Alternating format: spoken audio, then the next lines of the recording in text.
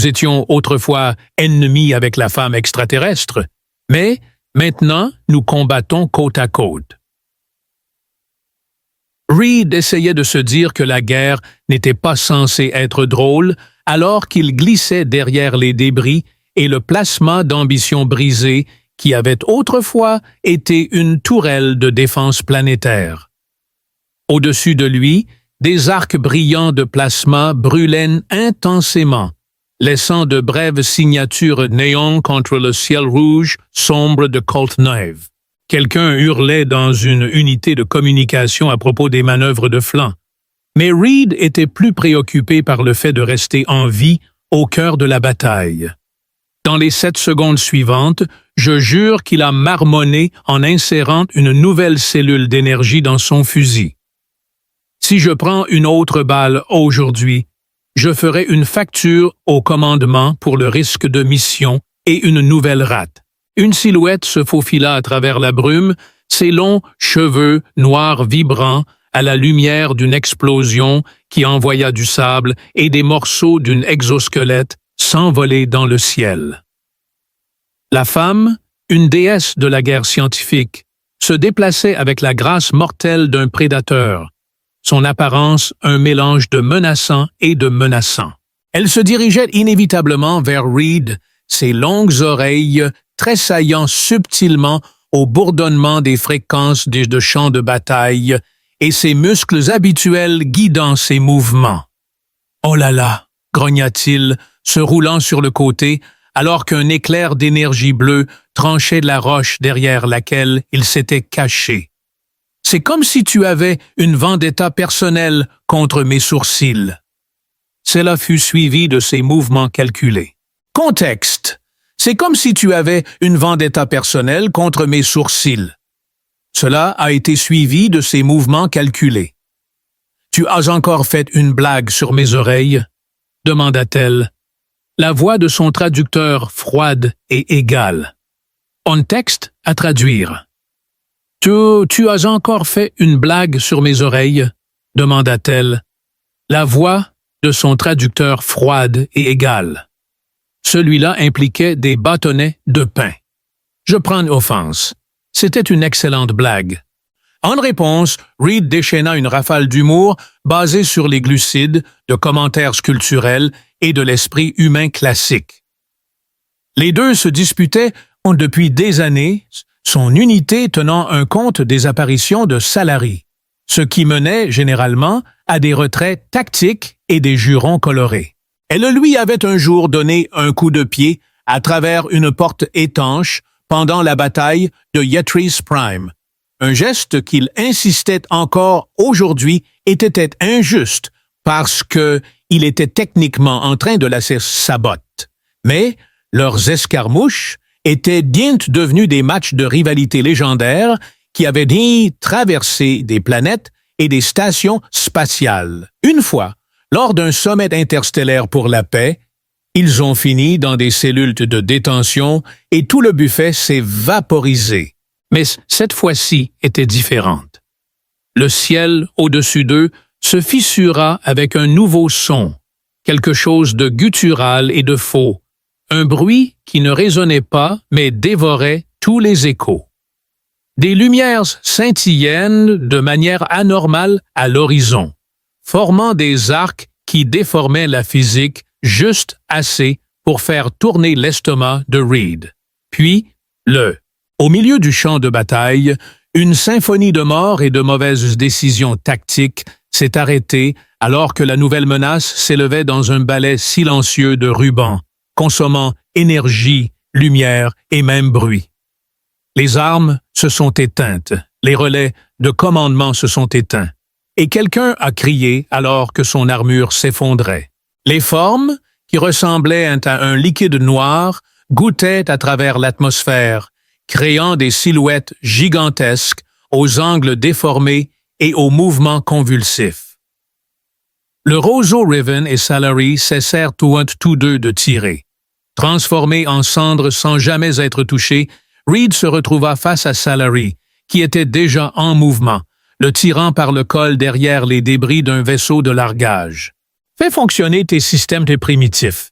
siffla-t-elle. « Oh, alors tu veux travailler ensemble? » Reed s'étouffa et demanda « Tu t'es lassé d'essayer de me transpercer avec ton épée à bâton lumineux? » En réponse, elle frappa un panneau de contrôle et le décrivit comme une lame de phase, un bâton d'insulte lumineux.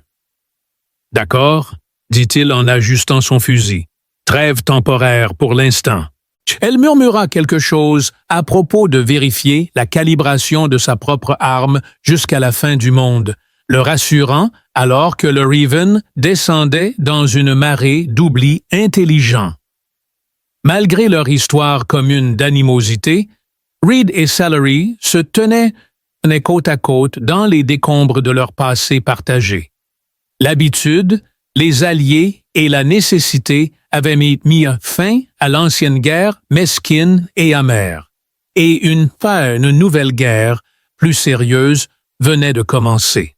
Aucun d'eux n'était préparé à ce qui les attendait. Dans la salle médicale de l'Ironsong, une odeur de désinfectant imprégnait l'air. Reed était allongé sur la table de diagnostic, son bras droit tressaillant toutes les quelques secondes, comme s'il avait oublié comment fonctionnent les muscles. Une douce cloche, au-dessus de sa tête, signalait que les nanites avaient terminé leur travail de réparation, mais, hélas, aucune technologie médicale ne pouvait restaurer sa fierté. « Tu as frappé un. » L'officier de la Met le regarda avec une expression froide, comme s'il était habitué à traiter avec des personnes blessées. Pour défendre Reed, il grimaça. Salary, de l'autre côté de la pièce, se tenait les bras croisés et ses longues oreilles légèrement inclinées vers lui comme des antennes de jugement. Son armure portait des brûlures et des éclaboussures de bas fluides de leur rencontre précédente, mais, autrement, elle semblait dégoûtamment calme, comme si elle pouvait traverser l'apocalypse, faire une pause pour le thé et en ressortir plus fraîche que lui après. Reed se redressa lentement, pressant une main contre ses côtes, et grogna. « C'est étrange, mais ça me manque un peu de me faire tirer dessus par toi. » Au moins, à ce moment-là, je savais à quoi m'attendre. On peut organiser un duel nostalgique plus tard, après avoir sauvé la galaxie. Salary a dit quelque chose qui ne lui plaisait toujours pas. Tu confonds bravoure et idiotie bien trop souvent. Son traducteur rendit son ton comme quelque chose de proche, de l'amusement sec. Est-ce que tu attaques toutes les illusions nostalgiques avec autant d'engagement? Seulement celles qui m'ont assigné des essais de 12 pages sur le conflit colonial martien. Le noyau de données lucérien a confirmé que les Raven ne se contentaient pas de se répandre, mais qu'ils le cherchaient réellement pour sauver la galaxie. L'affiche, qui arborait une police audacieuse sur un champ d'étoiles scintillant, avait l'air d'une mauvaise affiche de recrutement. Les cadets imprudents tombaient dans le panneau avant de réaliser que leur première mission impliquait de partager une couchette avec quelqu'un qui mangeait des œufs lyophilisés comme une chèvre mâche du carton. Cependant, les rubans étaient réels, et ils n'étaient pas intéressés par des disputes territoriales ou des idéologies. Ils effaçaient tout simplement les archives entières des planètes des gens, comme si elles n'avaient jamais existé. Reed et Salary ont été réaffectés à la même escouade. Leur nouvelle mission était d'infiltrer un vaisseau Ravenseed endormi dérivant dans la ceinture de Kouros. Le vaisseau était devenu inactif il y a des semaines, sans signaux ni mouvement. Les scans ont révélé une signature énergétique qui bourdonnait encore profondément à l'intérieur. Le commandement, dans sa sagesse infinie, a décidé que la meilleure façon de contrer un ennemi inconnu était de constituer une force opérationnelle entièrement humaine et de croiser les doigts pour qu'ils ne s'entretuent pas avant de faire des progrès. Ils furent briefés dans le salon tactique, un espace qui tentait de paraître avancé, mais qui finissait par ressembler davantage à un café éclairé au néon avec des hologrammes. Un ingénieur présenta des schémas dans son style habituel, à la fois efficace et condescendant, et Reed écoutait à peine, quelque peu distrait par le bruit de Sillery qui s'échauffait pour un léger assassinat en faisant craquer les articulations de son cou. « Des questions? » demanda l'ingénieur. Après que l'ingénieur ait détaillé toutes les façons dont le vaisseau pouvait les tuer, Reed leva la main et demanda « Y a-t-il des toilettes dans ce piège mortel? » Sillery faillit s'étouffer, mais c'était à peine audible. Le lendemain, ils montèrent à bord d'un vaisseau de classe intercepteur appelé Straylight Widow, qui avait un alliage moitié terre et un design technologique moitié Tylee et était extrêmement capricieux. Le saut à travers le sous-espace était turbulent, comme être tiré en arrière à travers le pire cauchemar d'un ver, selon Reed. Le vaisseau semence se profilait devant eux, plus noir que le vide environnant, avec des tentacules figés à mi-étalement comme le fossile d'un léviathan. Pas de lumière, pas de mouvement, et aucun signe de bienveillance. Reed alluma la lumière de son épaule de combinaison et Sylvia se stabilisa sur le canapé d'accélération, essayant de ne frapper rien qui lui semblait familier. Sans promesse, ils pénétrèrent la coque par un port auxiliaire à l'intérieur du vaisseau, qui avait une ambiance organique troublante. En chemin, ils rencontrèrent des manies des couloirs faiblement éclairés qui pulsaient subtilement sous leurs pieds, ainsi que des murs qui absorbaient la lumière au lieu de la réfléchir. Un doux bourdonnement les accompagnait comme une brise à travers les eaux. Reed, qui s'était entraîné à survivre aux tempêtes acides sur Varys 9, aux pannes de son exosquelette au bord des champs de lave binaire, et à une meute de lévriers du ciel crachant du venin, se remémora une époque où il avait utilisé un pistolet de détresse et la boîte à lunch industriel n'était pas préparée pour ce qui l'attendait, alors qu'il descendait dans l'intérieur d'un vaisseau Semence Riven depuis longtemps abandonné. Plutôt que du métal, les murs étaient un mélange homogène de chitone et de bioalliage, veinés de filaments faiblement luminescents qui pulsaient de manière irrégulière comme le battement de cœur de quelque chose rêvant dans l'obscurité. L'air était chargé d'une odeur d'ozone, et Reed pouvait à peine entendre des chuchotements, bien qu'il ne soit pas sûr s'il s'agissait de vraies voix ou s'il perdait la raison. Il avançait, instable, assis silencieusement à côté de Sailor. Son fusil restait stable, mais son estomac se tordait comme un paquet de rations avariées. Ses yeux se plissèrent, alors qu'elle scrutait les contours particuliers de la pièce, et ses longues oreilles laissent tressailler de temps en temps comme pour capter des sons qu'il ne pouvait pas entendre.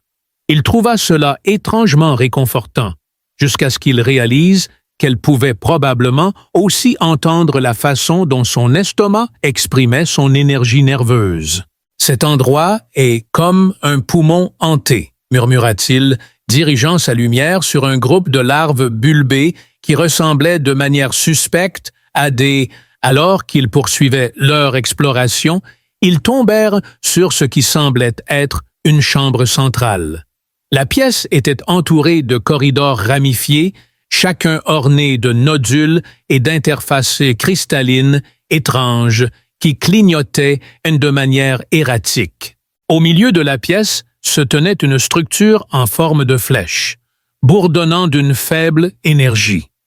Elle ressemblait à un arbre fait d'os métalliques.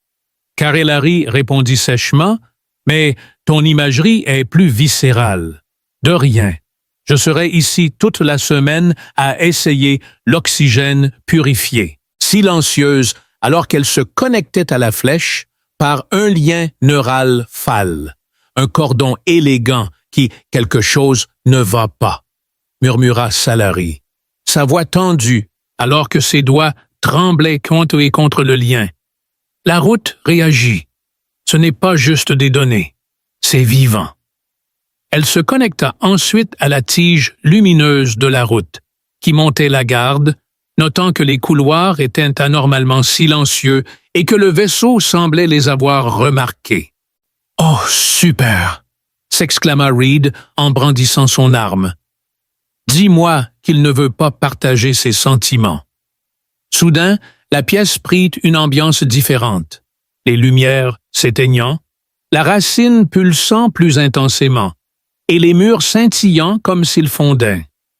Tout à coup, ils se retrouvèrent sur un champ de bataille, un champ qui semblait personnel plutôt que familier. Le ciel était cramoisi et épais de fumée, et des soldats humains tombés gisaient au sol, leurs expressions déformées par la peur.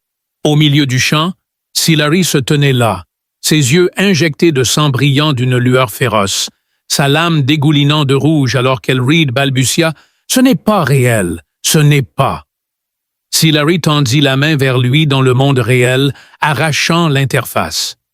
Ils tombèrent tous deux au sol, haletants, alors que l'illusion se brisait comme du verre. Sillery expliqua à bout de souffle que la racine était construite sur des traumatismes de mémoire et que les Riven enregistraient nos peurs et nos regrets. C'est ainsi qu'ils chantent. Eh bien, cela explique pourquoi je t'ai vu essayer de me embrocher comme un kebab, dit Reed, son rythme respiratoire à 10 pour des cicatrices émotionnelles. Ils restèrent silencieux un moment, et la racine s'était éteinte. La lumière s'estompe et s'éteint, mais j'ai des nouvelles à partager. Sillery a enfin vérifié son console de poignet et a dit « J'ai quelque chose à te dire. Il y a un signal en dehors de notre réseau. Ce n'est pas Riven, c'est une balise. » Reed haussait un sourcil, confus, et se tenait là, enlevant la poussière de son armure. La bonne nouvelle, c'est que cela signifie que nous aurons plus d'occasions de mourir, mais ton optimisme est déroutant. Ce n'est pas de l'optimisme, c'est de l'humour noir enveloppé dans une irresponsabilité chronique. Elle le regarda et dit « Tu vas peut-être nous faire tuer tous les deux. » Il sourit et rit en retournant vers la fenêtre de lumière errante. Le vaisseau Riven se tenait silencieusement derrière eux, observant et attendant. Reed avait été tiré dessus, avait failli se noyer dans une fuite de liquide, de refroidissement en apesanteur, et avait même été mordu par une plante d'intérieur consciente. Pourtant, il avait réussi à naviguer jusqu'à un avant-poste de signal caché sur un astéroïde en forme d'œil en spirale. Sillery s'était remise de ce signal. L'équipage du vaisseau à graines de ruban est arrivé à une installation abandonnée cachée dans l'ombre d'une étoile à neutrons effondrés. Les données de Sillery montraient que la signature énergétique de l'installation était suffisamment brouillée pour échapper à la plupart des capteurs. Mais elle a réussi à la déchiffrer en moins de 5 minutes grâce à son cerveau extraterrestre et à son absence totale d'appréciation pour le timing dramatique. La station avait autrefois servi de poste d'écoute, mais maintenant, elle les flotte seule dans l'obscurité, émettant un ping rythmique qui ne correspond à aucun code humain ou fichier connu, suggérant qu'elle contenait soit des informations cruciales, soit était utilisée comme appât dans une « wow ». Cet endroit ressemble à ce que donnerait une cathédrale fondue et reconstruite avec les os d'une malheureuse créature spatiale. Vos architectes ont vraiment besoin d'un passe-temps, si c'est le cas, murmura Reed entre ses dents alors qu'il s'approchait de l'écluse, son regard fixé sur l'architecture tordue de la structure. Ça remonte avant l'Union, dit Sillery, son bracelet scannant la porte, peut-être même à l'ère du premier Bloom. Donc, un bien à rénover. L'écluse se mit à siffler en s'ouvrant, révélant un couloir qui semblait se courber légèrement de manière à défier les règles de la décoration intérieure et de la gravité. Reed entra prudemment, l'arme prête, tandis que Sillery le suivait avec sa lame de phase bourdonnant doucement à ses côtés. « J'ai l'impression d'être sur le point de me faire gronder par un moine spatial ancien, » murmura-t-elle. « Cet endroit est déroutant, » dit-elle. Alors que les lumières s'allumaient dans le phare, les conduisit plus profondément dans la structure, où ils rencontrèrent des projecteurs ondulant la gravité, Des chambres remplies de tours de données cristallines de technologie quotidienne en sommeil et quelque chose qui ressemblait à une méduse flottante, couverte de runes. Salim se déplaçait avec un air de révérence que Reed n'avait jamais rencontré auparavant. Ce n'était pas juste une mission pour elle, c'était un héritage. Il lui permit de prendre les devants. Conduit pendant un moment, en partie par respect et en partie parce que la dernière fois qu'il avait touché un terminal extraterrestre, il avait involontairement éteint le contrôle climatique dans son propre pantalon. Finalement, ils arrivèrent à l'origine du signal, une salle de contrôle au centre du poste avancé, brillamment éclairée par une faible lumière violette. Au cœur de cette salle se trouvait une console massive qui projetait une interface holographique. Mais les symboles clignotaient, bientôt dans des motifs imprévisibles, montrant une carte stellaire une seconde, un vide tourbillonnant la suivante, et enfin un ensemble de glyphes de cuisses que Reed ne pouvait même pas prétendre comprendre. Elle s'approcha et toucha l'interface de la projection, qui devint soudainement claire. « Oh, super !» remarqua Reed. « Il semble t'apprécier, donc il ne liquéfiera probablement pas nos os. » L'ignorant, elle continua à scanner la projection, son expression changeant alors qu'elle tapotait une section de la carte. Ce poste avancé avait enregistré l'émergence du premier ruban, les avait détectés avant qu'il ne commence à se répandre, et bien avant la première attaque connue, quelqu'un connaissait quelqu'un. « J'avais un système d'alerte, dit-elle, et ils l'ont enterré. » La console se déplaça à nouveau, montrant cette fois des images de vaisseaux Riven brisés, corrompus et horrifiants, se matérialisant dans les systèmes, dévorant des archives de données comme s'il s'agissait de nourriture. Mais ensuite, un fichier clignota différemment. Il montrait un ancien vaisseau thaïlandais, élégant, disparaissant dans une rupture spatiale. Une transmission codée suivit ses coordonnées. C'est un dispositif de sécurité. Sari murmura doucement. « Cache tes connaissances ou tes armes dans cette installation secrète qu'ils appelaient la Bloom Seed. » Nous étions laissés pour arrêter les Riven. Reed fixa la carte et ne put s'empêcher de rire. C'était dans la partie la plus incommode et mortelle de la galaxie, la déchirure au-delà des étoiles. Il cligna des yeux et la pièce trembla. La station gronda et les lumières s'éteignirent quelque part au loin. Au moins, les coordonnées menaient à une belle planète avec du soleil et des soins de spa. Reed soupira, se demandant pourquoi cela n'avait pas pu être le cas.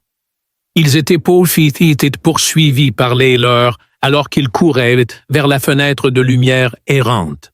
Le balise était morte derrière eux, mais ils avaient maintenant les coordonnées. Malgré le fait que la déchirure au-delà des étoiles était un endroit que aucune espèce saine d'esprit n'osait explorer, Reed savait exactement où cela signifiait qu'ils allaient, car derrière eux, une porte s'était fermée avec trop d'intention, révélant qu'ils avaient été trouvés. Ils n'étaient jamais doués pour rester sains d'esprit. Quand Reed entra dans la faille, au-delà des étoiles, il ne vola pas tant qu'il ne plongea. Il était préparé à la turbulence interstellaire typique, aux hallucinations et à la drôle de nausée profonde comme les eaux de la compression du sous-espace, mais il n'était pas préparé à entendre chanter. « Ton vaisseau émet un bourdonnement ?» demanda-t-il. Alors qu'il serrait le poing sur la coudoir, il demanda « Que se passe-t-il » Le hublot révélait une réalité qui se déformait en longues traînées puis se brisait en formes géométriques comme des étoiles de caramel. Silari resta collé aux consoles, ses longues oreilles frémissant à peine. La seule indication de malaise n'était pas le vaisseau, mais plutôt la déchirure elle-même que les télis appellent les voies du vide. On croit que les fréquences rendent fous les esprits moins puissants. Reed cligna des yeux, indiquant que mon esprit fonctionnait déjà avec du café périmé et des décisions impulsives. Espérons que le voyage sera bref. Le vaisseau trembla, son bouclier émettant un bruit semblable à celui d'un chat têtu pendant un orage.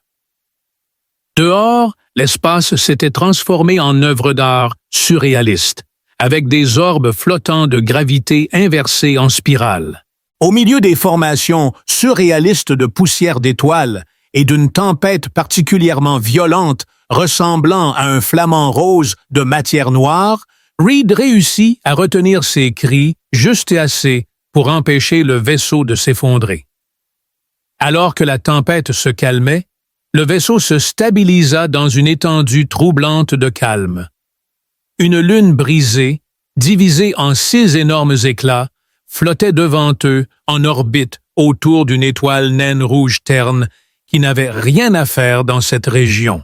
Au milieu des débris flottait une structure, et Reed se demanda « Est-ce que cela ?» En plissant les yeux, Reed questionna « Est-ce la silhouette sombre d'une fleur qui a existé ?»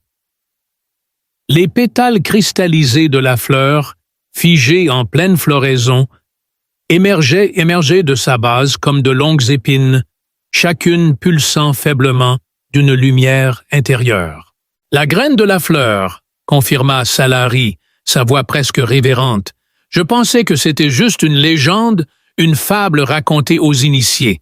Mais c'est réel. » Reed plissa les yeux et parla d'un ton sérieux. « Alors, votre peuple a caché une ancienne cache de données extraterrestres dans une fleur spatiale.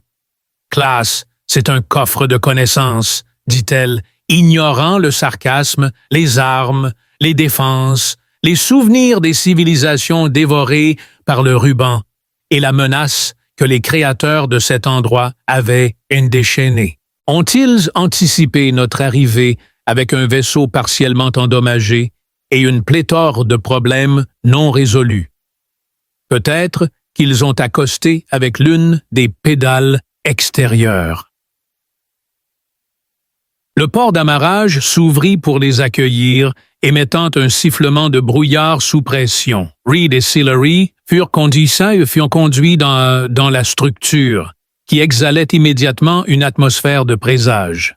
À l'intérieur, il y avait une cathédrale de silence, ornée de flèches de mémoire s'élevant et de colonnes de cristal enveloppées de filaments neuronaux, brillant doucement de données fantomatiques. Salari les a avertis de ne toucher à rien. Alors qu'ils poursuivaient leur voyage plus profondément dans le coffre, Reed aperçut des images holographiques qui flottaient à travers les flèches. Une scène montrait une planète s'effondrant sur elle-même, tandis qu'une autre montrait une flotte Tylee se repliant sous une tempête de feu en ruban. La partie la plus troublante était de voir une ville humaine se désintégrer en poussière numérique. Vers la fin de leur voyage, ils atteignirent un 2 central, et un orbe d'interface flottant planait au-dessus, projetant une interface.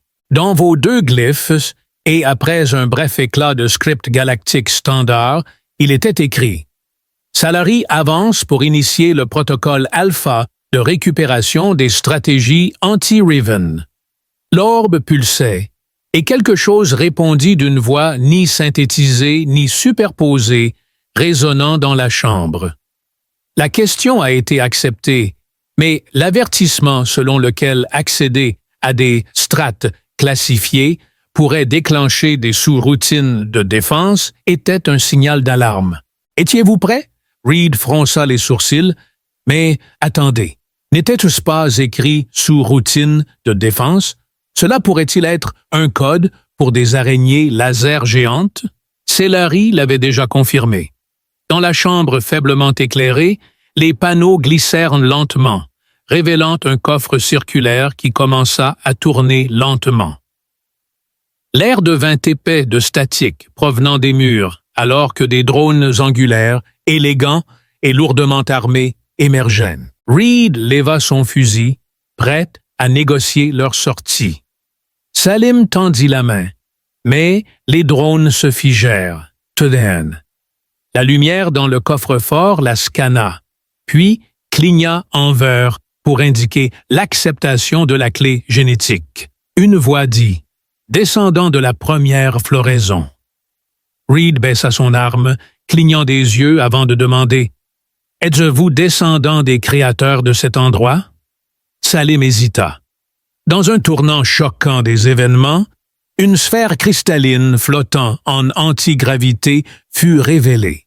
À l'intérieur, un noyau tourbillonnant de données brutes, de plans, de cartes, de motifs d'attaque en ruban, et peut-être même une arme ou une idée. Salary murmura quelque chose dans ce sens. Reed lui jeta un coup d'œil avec une voix basse, et la question qu'il posa fut « Que faisons-nous maintenant que nous avons hérité de cette forteresse? J'espère que les taxes foncières ne sont pas un meurtre. » Dehors, dans le silence tourbillonnant du Rif, elle parla d'une voix sèche. « Je vais y réfléchir. » Au milieu de cela, quelque chose s'agita à l'intérieur du Riven. Elle sentit la graine de Bloom s'éveiller et une fenêtre de lumière errante émergea du Rif, perçant l'obscurité comme une lame d'argent, laissant derrière elle un léger goût de folie. La graine de floraison replongea alors dans son orbite cachée, où elle resta scellée et silencieuse, mais elle n'était plus oubliée. La sphère de données pulsait doucement dans le vaisseau. Le noyau du noyau sécurisé était crypté et partitionné entre l'interface neuronale de Salary et l'IA expérimentale de la veuve. Il contenait une idée que nulle autre pensée dans la galaxie n'avait osé rêver, une méthode pour combattre le Ruban sans utiliser la force brute, mais plutôt en infectant leurs algorithmes avec une conscience de soi, un virus qu'ils ne pouvaient pas absorber. Reed était assis dans le cockpit, les bottes sur le tableau de bord, mâchant la dernière barre protéinée comestible qu'ils avaient, une décision discutable étant donné qu'elle avait la date d'expiration était quelque temps avant le dernier grand traité galactique. Il l'ouvrit avec un soupir, et je pensais voir Dieu à l'intérieur. Salary s'assit à côté de lui, les yeux scrutant les données entrantes de la graine de floraison. Elle avait l'air épuisée, mais pas de la manière habituelle après une bataille, plutôt comme quand quelqu'un a vu trop de vérité et a survécu. Lui croirais-tu, si elle murmurait qu'elle ne savait pas comment cela allait se terminer? Reed a dit qu'il savait à peine comment le petit déjeuner allait se terminer ce matin. Avec un clin d'œil et un regard, elle le regarda, ses longues oreilles frémissant légèrement. « Tu plaisantes trop. C'est comme ça que les humains gèrent les scénarios quasi-apocalyptiques. Tu t'es déjà demandé comment nous avons survécu si longtemps en tant qu'espèce préspatiale? » Il se pencha en arrière, ses yeux se posant sur les étoiles. Ils filaient à toute allure au-delà de la déchirure, se dirigeant maintenant vers le cœur du monde, où le commandement les attendrait. Les questions afflueraient, les protocoles exigeraient des réponses, et les gens en uniformes impeccables débattraient de savoir s'ils devaient militariser ou enterrer ce qu'ils avaient découvert.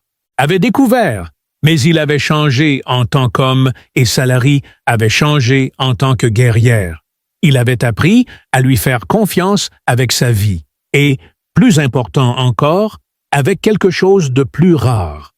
La croyance que peut-être, juste peut-être, tout n'était pas condamné après tout. La question maintenant était « Que se passe-t-il ensuite ?»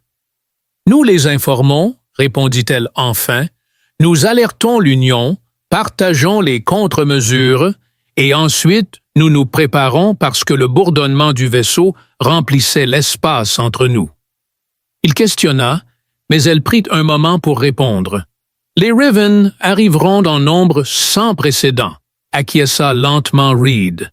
« Croyez-vous qu'ils prêteront attention? » « Je pense que nous les faisons bien, dit-il avec un léger sourire, sans pression ni rien. » Ils restèrent tous deux perdus dans leurs pensées pendant un moment, et lorsqu'ils entrèrent enfin dans l'espace de l'Union, la veuve fut accueillie par une flotte de croiseurs élégants et armés. Pendant un bref moment d'inquiétude, Reed sentit la morsure glaciale de la politique lui remonter le long de la colonne vertébrale, mais Sillari s'avança, les épaules carrées, parlant au haut du commandement non pas comme une exilée ou un vestige d'une dynastie, mais comme un canal de sagesse ancienne. Elle transmit une certaine vérité, pas toute, mais assez pour faire croire aux sceptiques. Dynastie, mais comme un canal de sagesse ancienne, elle a transmis une certaine vérité, pas toute, mais assez pour convaincre les sceptiques. Alors que les simulations se déroulaient, montrant comment le code de la graine de floraison pourrait défaire le ruban, un silence s'est installé. Le genre de silence qui précède toujours une révolution. Dans les jours qui ont suivi, alors que les préparatifs commençaient, Reed a été réaffecté, non pas sur le front, mais auprès d'elle, officiellement comme liaison, un partenaire, en raison de leur collaboration. Officiellement, ils étaient en bons termes, mais personne d'autre ne voulait être sur un vaisseau avec un humain sarcastique et un extraterrestre aux longues oreilles capable de paralyser un homme d'une simple pression nerveuse et d'un sourcil levé. Alors, ils ont amélioré le Straylight Widow avec un blindage furtif, des cœurs plus rapides et une cuisine qui ne sentait presque plus le regret. Maintenant que c'était leur vaisseau, leur mission était leur vie. Et d'une manière ou d'une autre, au milieu de tous les exercices d'entraînement et des débats enflammés sur le meilleur thé, quelque chose s'est détendu. Ce n'était pas de la romance, mais au moins l'espace entre eux est devenu plus chaud, moins comme une trêve malaisée, plus comme un but partagé. Vous êtes-vous déjà demandé si nous étions simplement des personnages dans l'histoire de quelqu'un d'autre? Reed se demanda à voix haute un soir en regardant les étoiles passer devant Salim, qui cligna des yeux et se demanda si c'était vrai. Reed sourit alors, suggérant que peut-être l'auteur avait du goût ou un sens de l'humour étrange. Une fois qu'il l'avait réussi, la galaxie restait vaste et brisée, avec le ruban suspendu au bord comme des loups dans l'obscurité. Cependant, pour la première fois depuis longtemps, Reed avait l'impression qu'ils avaient une chance, et ce n'était pas à cause des données, du vaisseau, ou même de l'ancien. La raison pour laquelle il a commencé à la considérer comme plus qu'une simple adversaire, pas tout à fait une amie, pas tout à fait une amante, mais quelque chose d'étrange et qui valait la peine de se battre, est qu'à un moment donné, ils ont tous deux commencé à se voir comme plus que de simples humains.